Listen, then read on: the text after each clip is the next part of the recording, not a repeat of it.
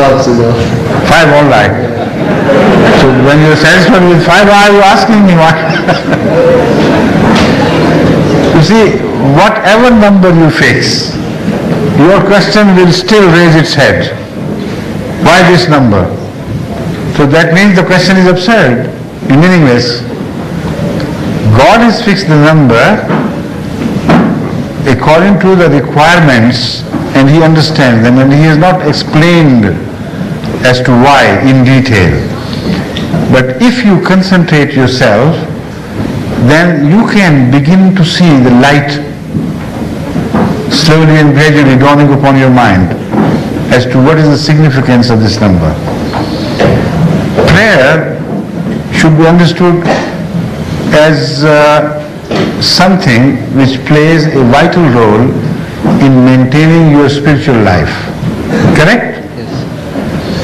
Now, for your physical life, you're also in need of some material support, and that you get by way of eating, drinking, etc. Correct? Yes.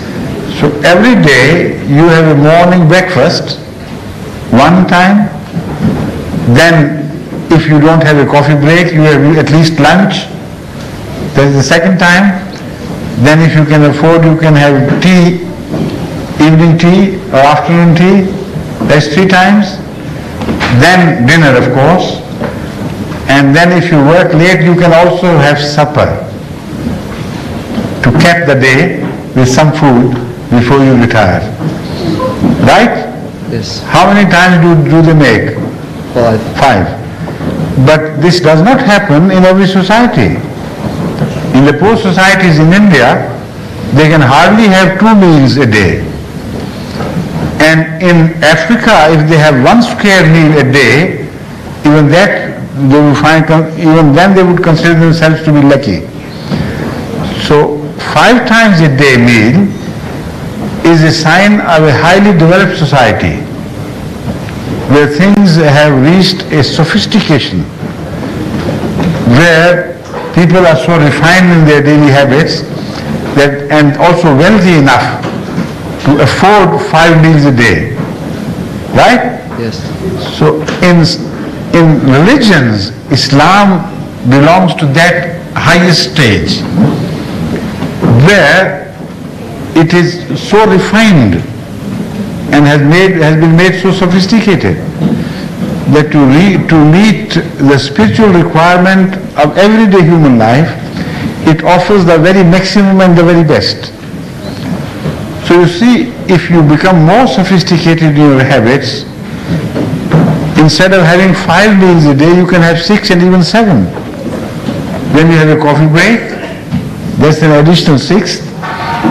When you have the what you say, the coffee, a cup of tea in bed tea, that will be the 7th.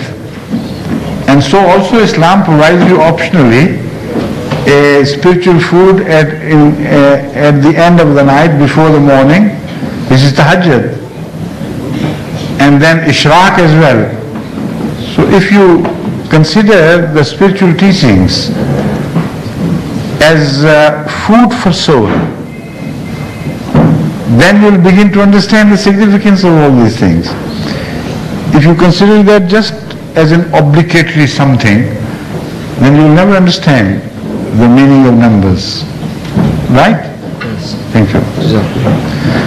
Next, Shams Sahib's son. What did you do to your left arm? Well, I was playing football and I slipped over. You're doing some what? Some mischief? Football. Football, playing football. Oh, and you played it with hand. Yeah. And you broke your arm. I cracked it. Oh, very sad indeed. So tell me, what your question is, please? Well, why is Isha was lost?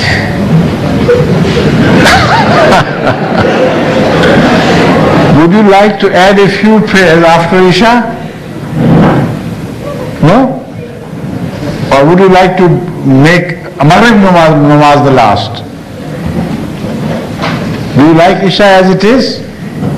Why do you ask? Huh? When you are satisfied with Isha as the last prayer, why do you ask this question unnecessarily? Okay? And if there is any other question arising from this, you better ask your father. Okay? Jazakallah, please. Yes, okay. This is my Bosnian friend, he's become very popular in the whole world. I keep receiving letters almost every day referring to that program of ours, when the first time you appeared on television and we loved each other so much and hugged and cajoled. You remember that? Yeah. So people like that so much that no day has passed since, but I have received appreciation of that program, and people also talk of you as a lovely boy. Okay? It makes you happy? Somewhat. Good. Now what's your question?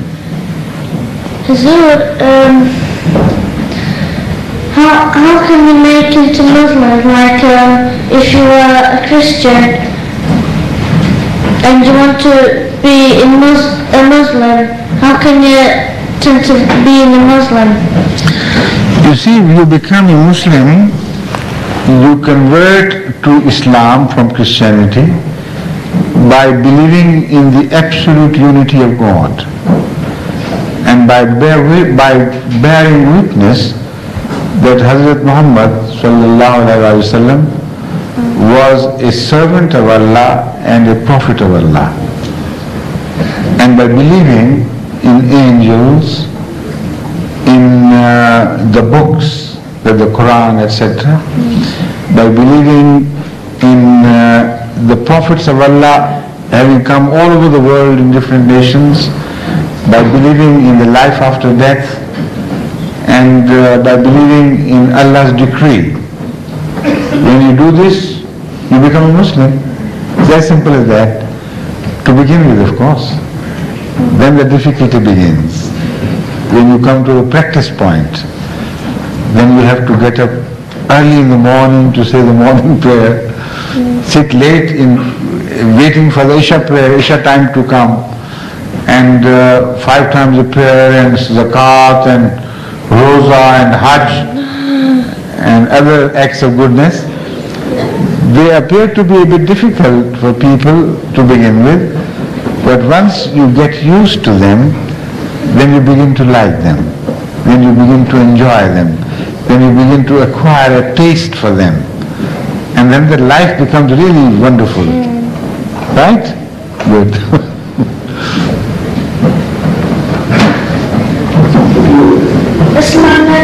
Wa alaikum salam. That is the last question? Yes. Good. My question is, why the people who think that see angels, why are they so scared? The people who do what? Who see angels. Who see angels. Yeah. Have you understood? People who can see angels, why are they scared? Who can see angels, why are they scared? I don't see any truth in your question at all. Those who see angels, they are never scared of them. I think it means if you see a ghost. Angels are not ghosts at all. Never confuse angels with ghosts. Ghosts, in fact, are non-existent. It's all just a legend, a myth, a gossip. But angels are real. They are servants of Allah who perform all the functions in the universe, in the running of the laws of nature, in the running of the laws of religion, etc. And they become go-betweens between man and God when He conveys messages to man. But also, not only as messengers between God and man, they perform so many deeds of goodness that in fact your life is supported with the